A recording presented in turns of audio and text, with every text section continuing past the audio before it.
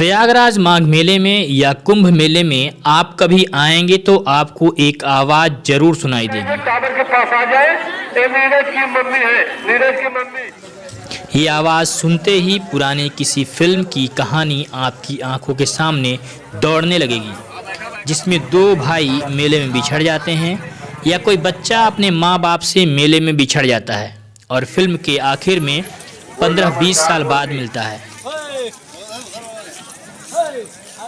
नमस्कार, मैं आपका दोस्त अरुण रंजन आपका स्वागत करता हूं अरुण मिरर में।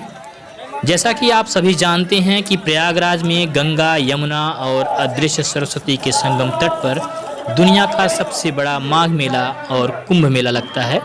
मेले में लाखों लोग संगम स्नान करने आते हैं। इनमें से रोज सैकड़ों हजारों लोग मेले में ही खो जाते हैं। ऐसे खोए हुए लोगों के लिए ही माघ मेले में एक आवाज़ आप 24 घंटे सुन सकते हैं।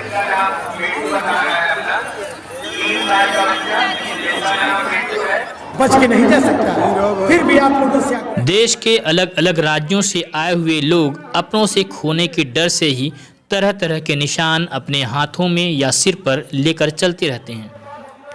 अगर उनका कोई साथी संगम में स्नान कर रहा होता है तो उनका एक साथी किसी डंडे में गमछा बांधकर लहराता रहता है। कुछ लोग जूता, चप्पल, चड्डी, बनियान, लोटा, घास या जो भी हाथ में लगता है उसे लहराते दिख जाएंगे। कुछ लोग तो वहां बने बिजली के खंभे का नंबर याद करके जाते हैं, लेकिन नहाने के बाद जब नंबर दिमाग से गुम हो जाता है तो कड़ाके की ठंड में घाटों पर घूमते हैं।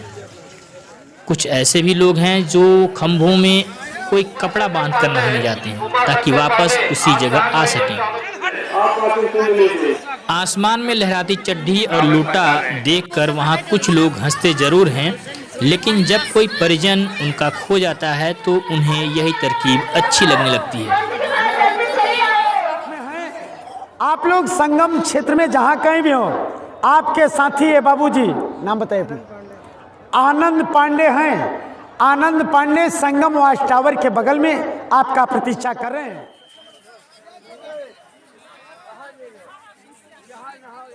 माघ मेले में ऐसे ही बिछड़े लोगों को मिलाने के लिए भूले भटके शिविर बनाया गया है, जहां प्रतिदिन सैकड़ों हजारों लोग को मिलाने का काम होता है। आपको बता दें कि अगर स्नान घाट पर किसी का कपड़ा गायब हो जाता है तो उन्हें प्रशासन और संस्था की ओर से पहनने के लिए कपड़े दिए जाते हैं और खाने का भी इंतजाम किया जाता है। हमारे पिता स्वर्गीय पंडित राजाराम तिवारी मात्र 18 साल की उम्र में माघ मेला में आए। पहले हमारा मकान एक कोठा पारचा पे हुआ करता था, तो हमारे पिताजी अपने दोस्तों के साथ आए घूमने, तो देखे कि एक माता जी रो रही हैं। तो 5-6 लोग उनके साथ में थे, तो उनको बड़ी जिज्ञासा हुई, माता जी क्यों रो रही हो? माता जी ने बताया, भैया हम अपनी कुटिया, उस ज़माने में टेंट वगैरह होते नहीं थे, झोपड़ी होती थी, तो बोले हम अपनी कुटिया भूल गए हैं। तो वो लोग बड़े उत्साह से ले गए, उनको 2 घंटे लगा उनके कुटिया तक पहुंचाए।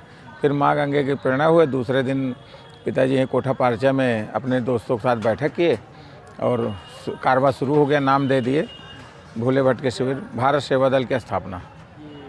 किस सन में? ये 1946 तब से जो है अभी तक। हाँ, इस शिविर का 77वां वर्ष है और लगातार माँ गंगे और बजरंगबली की कृपा से सेवा चल रही है। छूट जाता है तो उसके लिए कैसे? देखिए, हम तो पिताजी ने हमें तो एक बात सिखाया था कि मेले में आए हुए अंतिम व्यक्ति को उसके घर भेजने के बाद हमें जाना है। तो हम लोग हम और हमारी पूरी टीम, जिसमें हमारे उपाध्याय जी हमारे साथ बराबर सहयोग रहते हैं, हमारे वरिष्ठ अनाउंसर हैं, तो हम लोग यही प्रार्थना करते हैं, माँ गंगा जो भी यहाँ आए अपने घर को लौट के जाए। तो अगर इसके बावजूद प्रसारण के और यहाँ से जितने जन समुदाय हैं और यहाँ दूध वाले, फल वाले, सबसे हम लोग बनाए रहते हैं कि भाई आपके गांव में कोई भूला भटका दिखाई दिए, तुरंत उसको नज़दीकी थाने पर सूचित करें या तो हमारे शिविर में ले आएँ। तो लोग बड़े उत्सुकता से साथ देते हैं, ये प्रेरणा देते हैं हमारे अनाउंसमेंट के माध्यम से कि ये भी एक तीर्थ यात्रा है, ये भी एक संगम स्नान है, अगर आप किसी की मदद कर दीजिए तो लोगों में बहुत उत्साह रहता है।